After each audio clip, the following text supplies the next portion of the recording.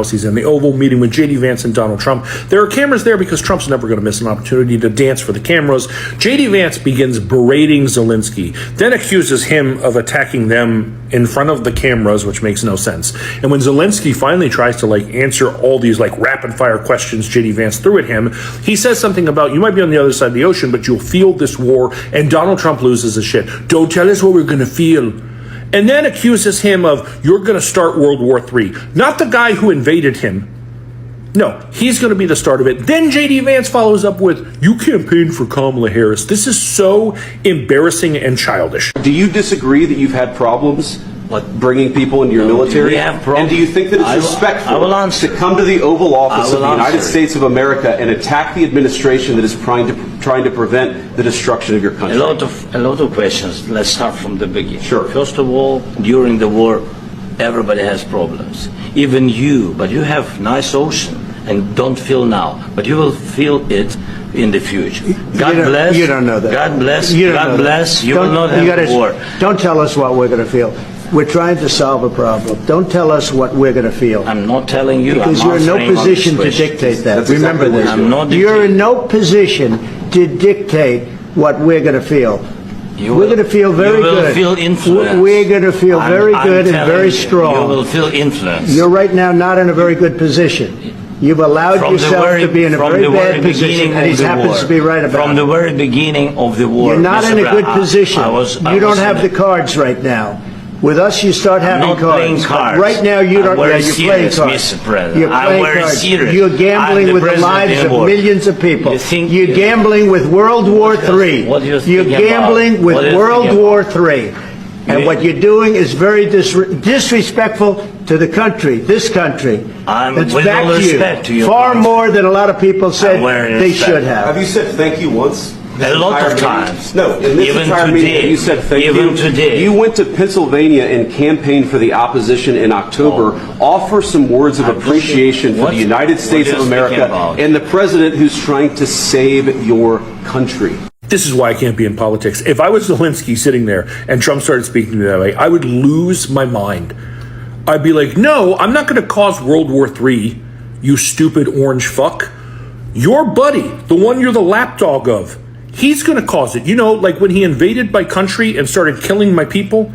If anyone causes it, it's him and his actions. And you spineless fuck, and your little friend over there, who may or may not wear eyeliner, the two of you not having a backbone is going to make it possible. This is what the leader of the free world looks like. Losing his shit, getting offended, and blah, blah, blah. I will never stop being embarrassed by this fucking guy. Real quick. Okay. So, evidently, after Zelensky was out of the White House, right? He went straight to Europe. Okay. He went straight to Europe, and he got a bunch of European leaders involved, and spoke to them, and wanted more money. And England, their prime minister said, boots on the ground, planes in the air, yeah. And do you really think that's going to happen?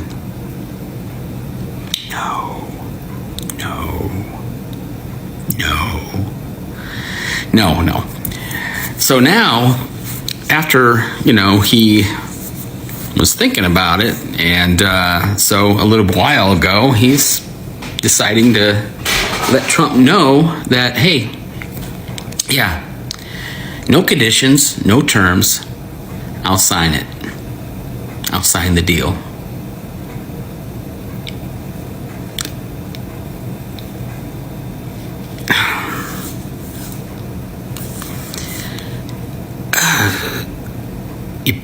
You petulant child. Why didn't you just do it in the first place? I have no idea.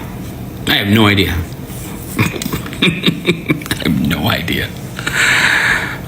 least it's getting done, right?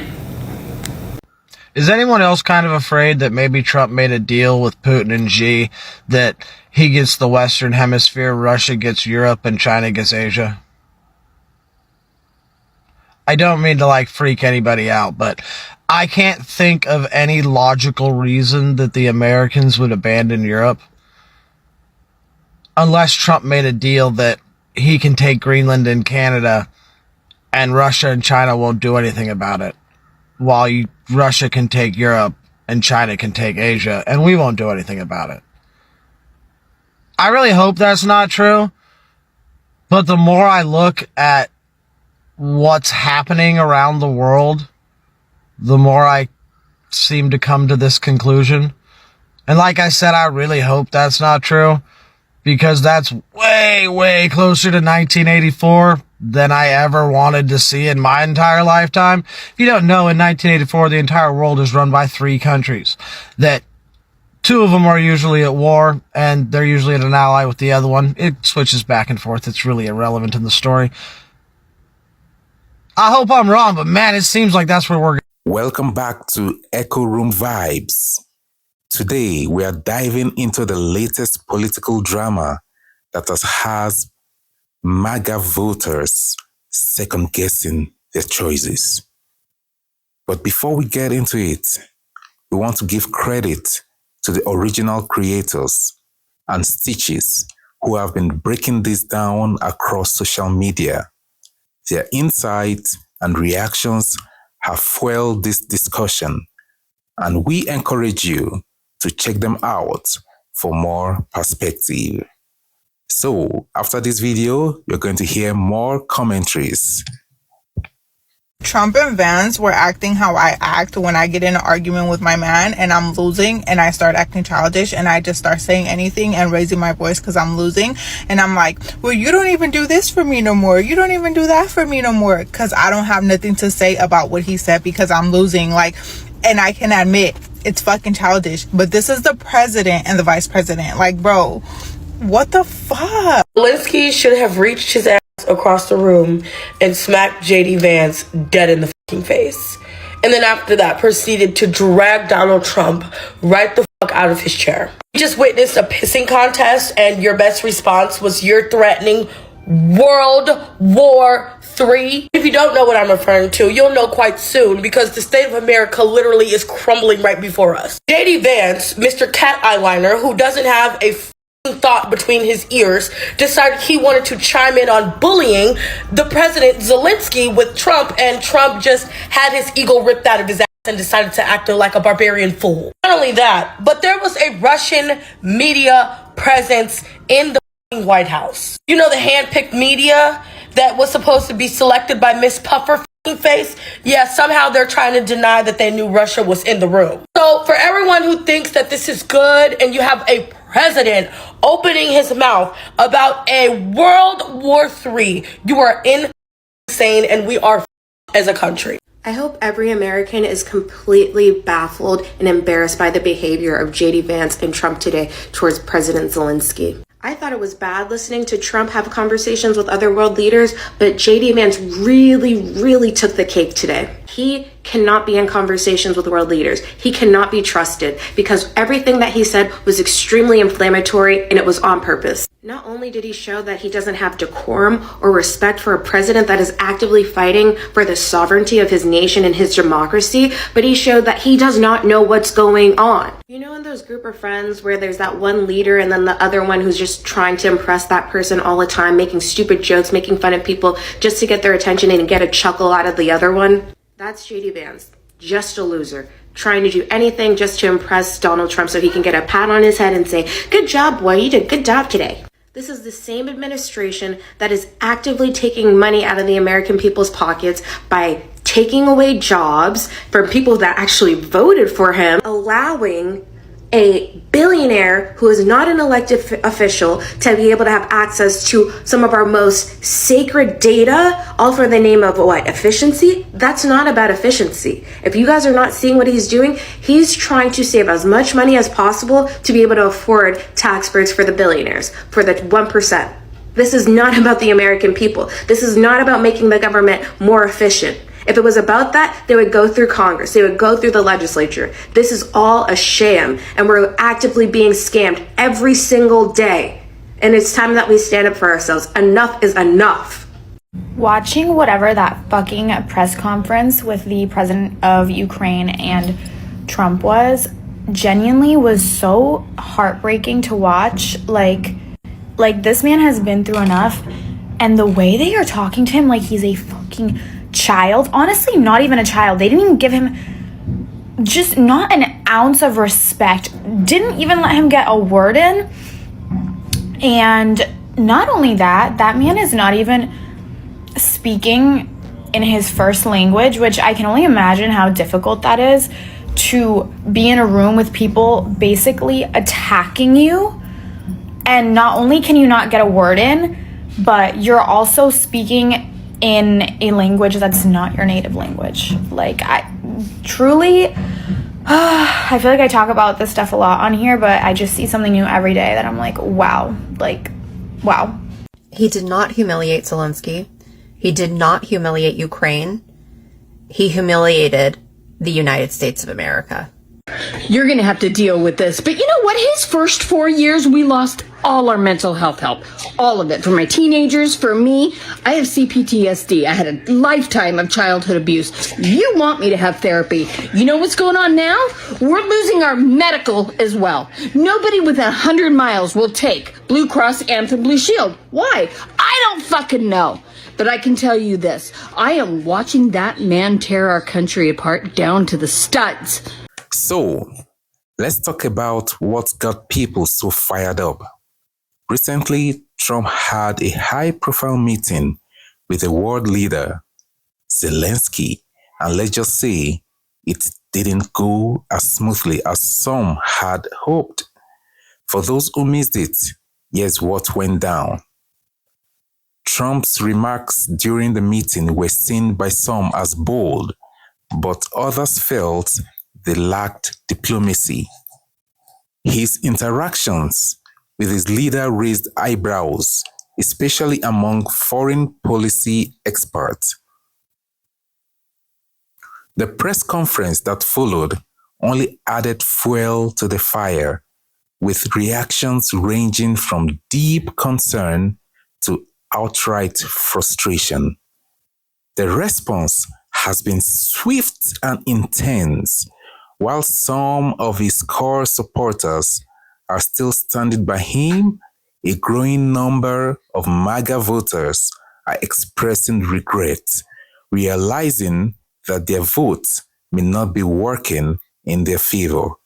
But what exactly is making them rethink their stance? So guys, this MAGA regret, is it a shift in perspective? And over the past few years, we have seen unwavering support for Trump, but Fafo season is showing us that loyalty has its limits. Many who once defended his every move are now realizing that his leadership style comes with consequences. Now let's break down some key factors contributing to this shift. 1. International embarrassment. You see, some supporters voted for Trump because they saw him as a strong leader who wouldn't back down. But recent events are making them wonder, does standing firm mean alienating allies? Diplomacy is an important part of leadership, and when foreign relations get strained, it can have ripple effects on trade, security, and the economy. Number 2, policy fallout. Many voters backed Trump because they believed his policies will benefit them directly. But as more decisions play out, some are realizing that those same policies could backfire. From economic shift to global instability, people are now seeing the long-term consequences unfold. And number 3, economic concerns. You see, we have seen reports of industries facing new challenges under Trump's policies. Some MAGA voters, particularly in sectors like agriculture, manufacturing, and small business, are starting to feel the pinch. With the global economy already uncertain, the last thing people want is more instability coming from within. 4. The FAFO effect. FAFO stands for F around and find out. And that's exactly what's happening here. When people vote based on promises without considering long-term impact, they often find themselves in situations they didn't anticipate. Now that reality is setting in, regret is creeping in, and some are openly questioning whether their loyalty was misplaced. Now let's look at the bigger picture. Will this change anything? Now the real question is, does this moment actually matter? Or is this just another controversy that will fade away? Here are a few things to consider. Will MAGA voters actually shift their views long term, or will they find a way to justify this moment? How will this impact the political landscape moving forward? Are we seeing the beginning of a bigger trend where more people question their support, or is this just temporary frustration? One thing is for sure, political loyalty only lasts as long as people feel they are benefiting from it. The moment they start feeling the negative effects, they start looking for explanations. And right now, we are seeing some voters grappling with hard truth they didn't anticipate. So guys, where do we go from here? Is this just another bump in the road, or is it a major turning point? Let's talk about it. Drop your thoughts in the comments. Do you think MAGA voters are actually learning from this experience, or will they double down? If you enjoy discussions like this, don't forget to like, share, and subscribe to Echo Room Vibes for more real talk. Until next time, stay informed and stay engaged. Peace.